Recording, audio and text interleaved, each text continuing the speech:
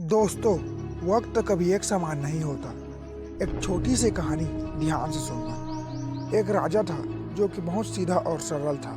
एक दिन उनको खबर मिली कि उनके गुरु उनसे मिलने आ रहे हैं। उस खबर को सुनकर राजा खुद अपने गुरु से मिलने चला गया। मिलते ही पहले अपने गुरु की चरण स्पर्श करके आशीर्वाद लेकर वार्तालाप चालू किया।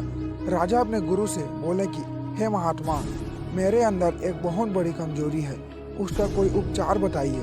गुरु बोला, कैसी कमजोरी? तो राजा अपने गुरु से बोले, हे महात्मा, मैं जब भी कोई युद्ध जीतता हूँ तो बहुत ज़्यादा खुश होने लगता हूँ। प्रसन्नता से मेरा देह फूलने लगता है और मैं अपने आप को नियंत्रण नहीं कर पाता।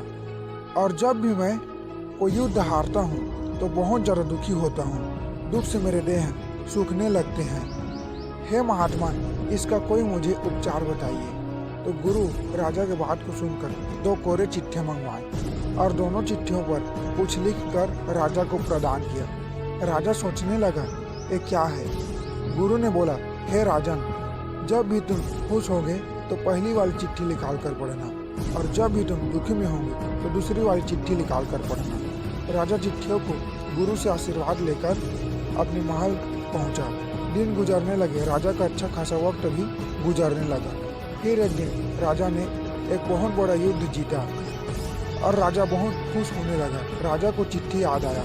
राजा ने पहली वाली चिट्ठी मंगवाई और उसे निकाल कर पढ़ने लगा। तो उसमें लिखा था कि यह वक्त हमेशा के लिए नहीं रहेगा। राजा पढ़कर हैरान रह गया।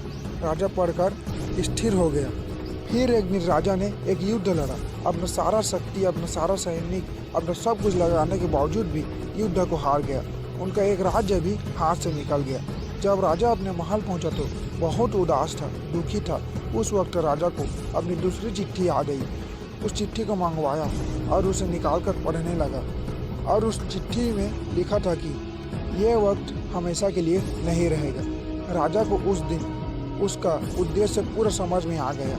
तो दोस्तों, वक्त कभी एक समान नहीं होता। एक बात हमेशा याद रखें दोस्तों, सुख में ना उछलें ना दुख में फिसलें। इसी के ऊपर भगवद गीता का एक श्लोक भी है। मात्र स्पर्श तो कांतेय शीतकुशन सुख दुखद आगामी अपैनो अनित्य तान प्रतीक्षस्व भारत।